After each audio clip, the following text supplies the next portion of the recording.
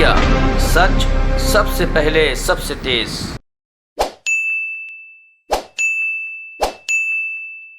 के प्रेस वार्ता में आने के लिए आज एक जो विषय मैं उठा रहा हूँ वो दिल्ली के अंदर भूमाफिया किस प्रकार से सरकार के ऊपर कब्जा जमाए बैठा है उसे कई पहलुओं को आगे लेके आएगा। सबसे पहले मैं दिखाना चाहता हूँ किस प्रकार से दिल्ली के अंदर भूमाफियाओं को संरक्षण मिल रहा है, उनकी पहुंच कहां तक है, किस किस तक वो कहां वो बैठ रहे हैं, कहां वो किस किस की मदद ले रहे हैं, किस प्रकार से मदद ले रहे हैं। परसों यानी 15 तारीख को ने जब डिमार्केशन करने के लिए, चूंकि जो प्रॉपर्टी बनी हुई है वो प्रॉपर्टी डीडीए के ज़मीन पे बनी हुई है, उसकी डिमार्केशन पिछले 5 साल 7 साल से फर्स्ट टाइम अटेम्प्ट किया गया था 2013 में, तब भी नहीं हुआ था, पेंडिंग है।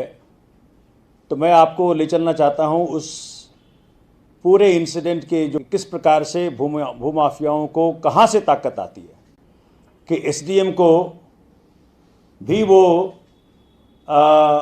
कुछ भी कहने से कतराते नहीं हैं। ये ताकत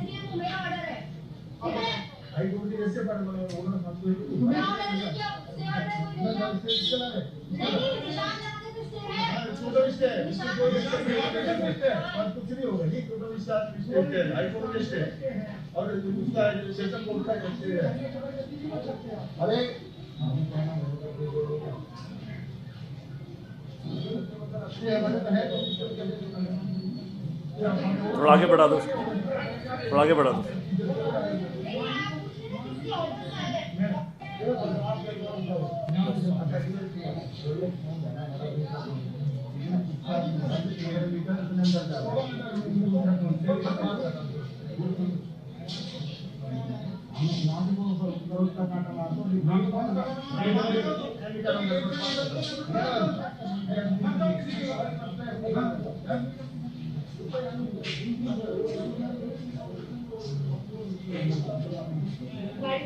हल्का आगे और ले जाओ विनोद भाई, आगे ले जाओ।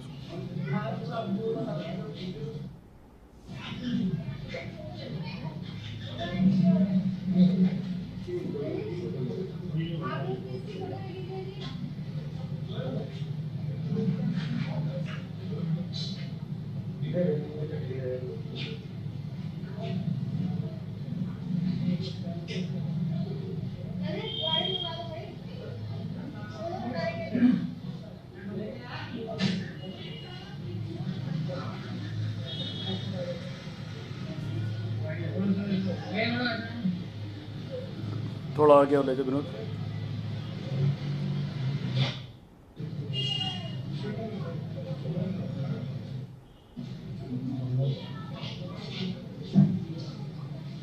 लिटिल हेड,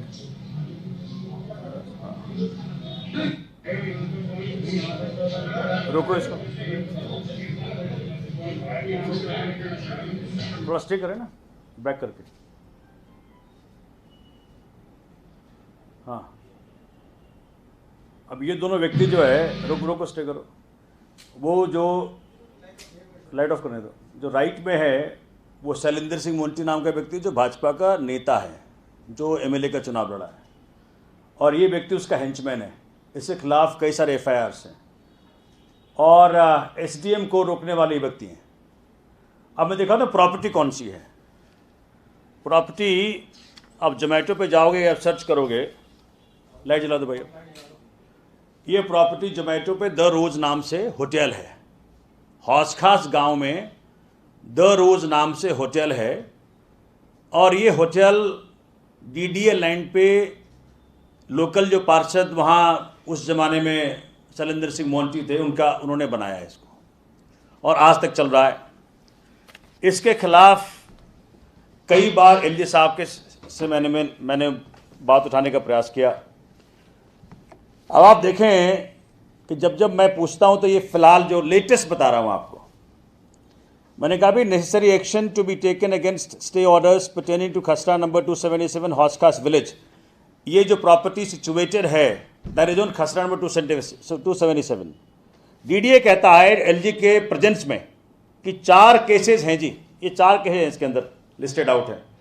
मैं 4 केसेस का आपको अभी हवाला दूंगा कि किस प्रकार से केसेस का मिसयूज किया जा रहा है, कोर्ट का मिसयूज किया जा रहा है।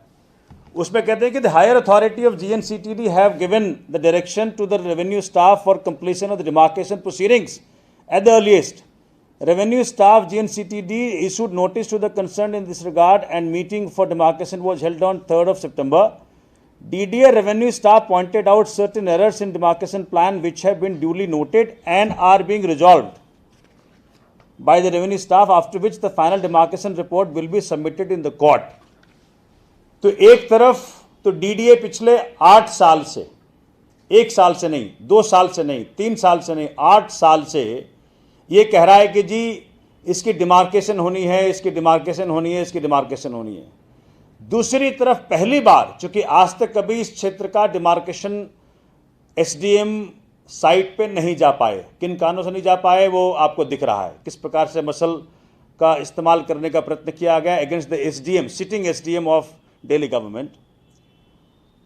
जब फर्स्ट टाइम डिमार्केशन करने जाते हैं तो वो लोग क्या हवाला दे रहे हैं कि जी कोर्ट से स्टे ऑर्डर है। तो ये क्या मिश्रण है कि आप डीडीए के जमीन पे पहले इंक्रोच करते हो, पॉलिटिकल अपनी मसल का इस्तेमाल करते हो, वहाँ बिल्डिंग बनाते हो, द रोज नाम का होटल बनाते हो, द रोज नाम के होटल पूरी बिजनेस कर रही है। फिर डीडीए डेमोलिशन ऑर्डर पास करती है 2015 में। दैट वाज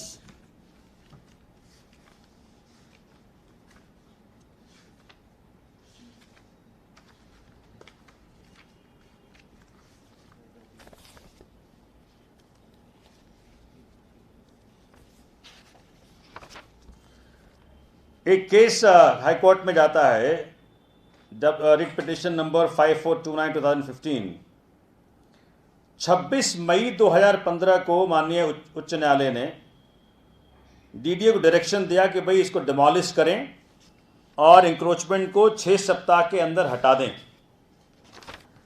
अभी प्रॉपर्टी का जो लिखा है मैं आपको बता दूं, T40 नाम की प्रॉपर्टी जो जहां ये दरोज नाम का होटल आपको दिखाया, वो खसरा नंबर 277 में है, जिसका डिमार्केशन अभी एसडीएम साहिबा करने का प्रयत्न कर रही थी। इसे डीडीए ने 1967 में एक्वायर किया। इन लोगों ने 1996 में ये कहते हुए कि भाई ये किसी और खसरा में है, इसको उठा करके किसी को बेच दिया। और 2009 में जो क्षेत्रीय पार्षद थे सरिंदर सिंह मोंटी, उनकी वाइफ श्रीमती रेणु सिंह, उन्होंने खरीदा। और फिर रेणु सिंह ने 2013 में किसी भूटिया के नाम आगे बेच दिया, सेल डीड कर दिया। 26 मई 2015 को डीडीए को डायरेक्शन दिया गया माननीय उच्च न्यायालय के द्वारा कि भाई इसे डिमोलिश करें और हटाएं। डीडीए ने डिमोलिशन ऑर्डर दी, लेकिन बड़े इंटरेस्टिंग तरीके से डीडीए के कुछ अधिकारियों ने उस डिमोलिशन ऑर्डर को ना मानते हुए कि ना पालन हो पाए, ये दिखाया कि पुलिस उपलब्ध नहीं है, और इन लोगों को वक्त दिया कि भाई आप उच्च न्यायालय जाएं, डिस्ट्रिक्ट कोर्ट जाएं, जाके स्टे ऑर्डर ले आएं। अब तब से चला आ रहा है ये, और यही बार बार और एलजी साहब के सामने होता है ये बात। 4 केसेज हैं, 2 डिस्ट्रिक्ट कोर्ट में और 2 हाई कोर्ट में। और मैं जब पढ़ रहा था स्टे ऑर्डर, तो मुझे लग रहा था कहां कहां मिली भगत हो सकती है। तो ये स्टे ऑर्डर में मैं आपको पढ़ के सुनाऊं।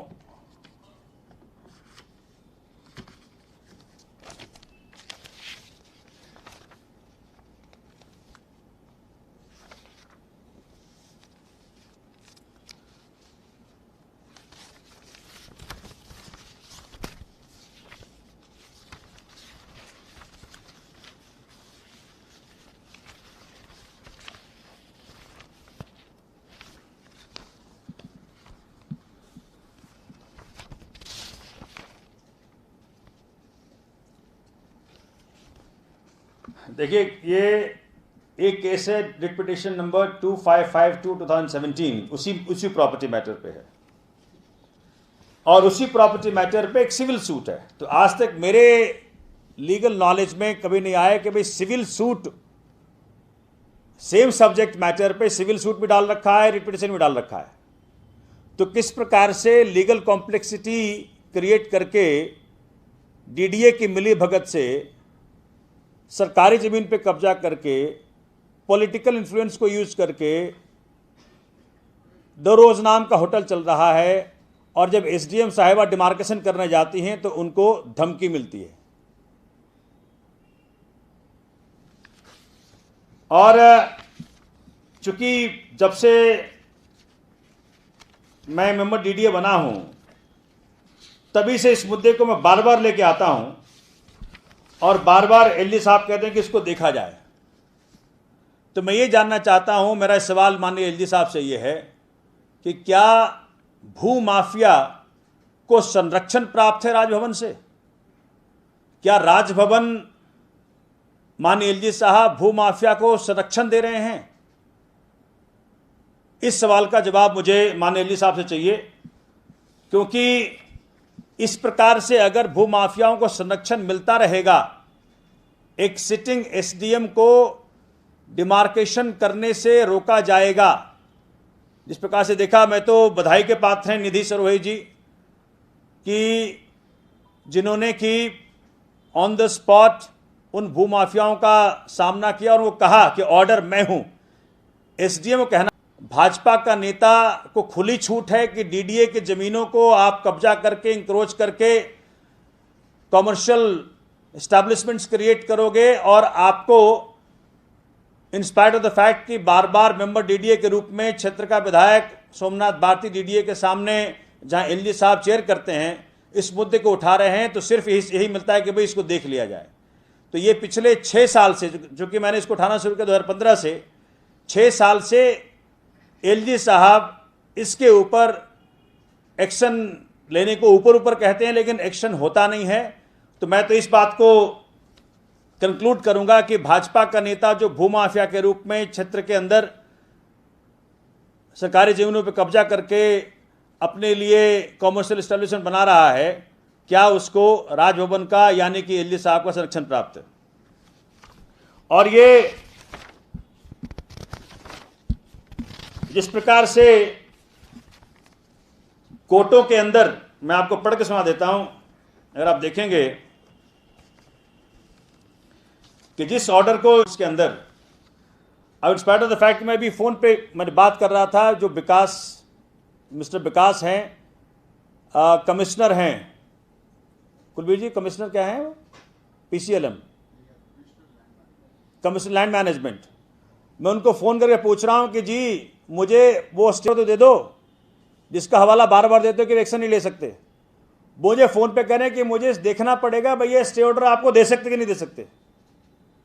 तो किस प्रकार का प्रोटेक्शन प्राप्त है इनको? जो स्टे ऑर्डर्स कोर्ट के ऑर्डर्स हैं, वो कोर्ट के ऑर्डर्स पब्लिक डॉक्यूमेंट्स हैं, उस पे मेंबर डीडीओ को बोला जा रहा है कि भाई आपको स्टे ऑर्डर दे सकते कि नहीं दे सकते। तो ये जिस प्रकार से नेक्सस है और जिसका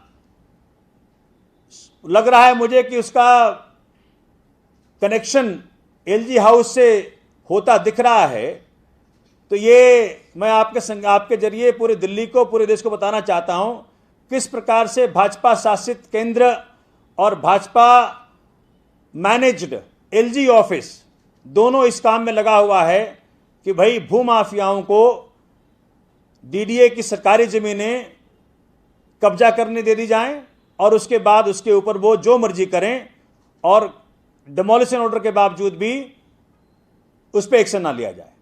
ये मुझे आपके संज्ञान में लेके आना था।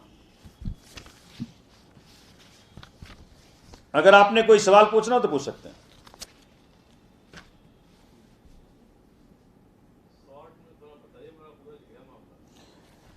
शॉर्ट में मामला यह है कि डीडीए की सरकारी जमीन जिसका खसरा नंबर, चूंकि वो टेक्निकल है, खसरा नंबर 277, उस पे भाजपा का एक नेता शैलेंद्र सिंह मोंटी और उसके लोगों ने मिलकर कब्जा किया। द पैलेस नाम का होटल बनाया। जब ये बात मेरे संज्ञान में आई, जब मैंने मुद्दा उठाया, तो 2015 में एक रिट पिटीशन डाली गई थी हौसखास गांव के द्वारा हाई कोर्ट में। उसके जवाब में डीडीए ने, जब हाई कोर्ट ने आदेश दिया कि डिमोलिशन की जाए, डीडीए ने डिमोलिशन ऑर्डर दिया। उस ऑर्डर का आज तक पालन नहीं हुआ। पिछले 6 साल से मैं हर बार माननीय एलजी साहब के सामने लेके आता हूं अथॉरिटी मीटिंग में। मुझे हर बार कहते हैं कि इसमें देखा जाएगा, पहले डिमार्केशन हो जाए। डिमार्केशन के लिए पहली बार जब एसडीएम वहां गई तो उनको काम करने से रोका गया, आपने देखा वीडियो में। तो मैं ये जानना चाहता हूं कि एलजी साहब का क्या इसमें टैक्टिकल सपोर्ट प्राप्त है कि सरकारी ज़मीनों पे कब्जा करके भूमाफिया अपने इंटरेस्ट में उसमें होटल चलाए, उसमें कॉमर्शियल एस्टेब्लिशमेंट चलाए। और इतनी हिम्मत हो गई भूमाफियाओं की दिल्ली में कि एसडीएम को इस प्रकार से कन्फ्रंट करे जब वो अपनी ड्यूटी करने जाए। ये सवाल है। डिमार्केशन एक तरह से हुआ, चूंकि उन्होंने जहां आपने देखा जो मार्क किया था, कहा कि भाई इस मार्किंग से चूंकि उन्होंने अंदर नहीं जाने दिया, जिस प्रॉपर्टी इलीगल है, जो होटल बना हुआ है, उसके अंदर नहीं जाने दिया, तो कहा कि भाई मार्क करके इसके अंदर 14 मीटर है। तो ये दिल्ली के अंदर एसडीएम को अपनी ड्यूटी करने से रोका गया एक भाजपा नेता के द्वारा और उसके गुंडों के द्वारा, और टैक्टिकल उसमें डिमार्केशन हो पाया। अब डीडीए कह रहे कि एक्शन लेंगे, लेकिन सवाल ये उठता है कि लैंड इंक्रोचर्स और भू माफिया को संरक्षण किसका प्राप्त है, जो इस प्रकार से वो उनको ताकत मिल जाती है। Any other question? और उस पर भी कि जब मैं एज ए मेंबर डीडीए हर बार मीटिंग में उस मुद्दे को उठाता हूं, मैंने आपको दिखाया कि ये डीडीए का ये मिनट्स है, मिनट्स में मिनिटेड है। मेरे मुद्दे के सामने लिखा हुआ है कि 4 केसेस पेंडिंग हैं, उसमें स्टे है। दुनिया जानती है और हर वकील साथी जानता है कि भाई किसी भी मैटर पे स्टे बियॉन्ड 6 मंथ्स नहीं मिल सकता। तो इसमें टैक्टिकली डीडीए के वकील उनको हेल्प करते हैं कि स्टे उनका प्रोलॉन्ग करता रहे, और हवाला दे रहे हैं कि जी डिमार्केशन नहीं हो रहा, डिमार्केशन नहीं हो रहा। जबकि आपने वीडियो में देखा कि किस प्रकार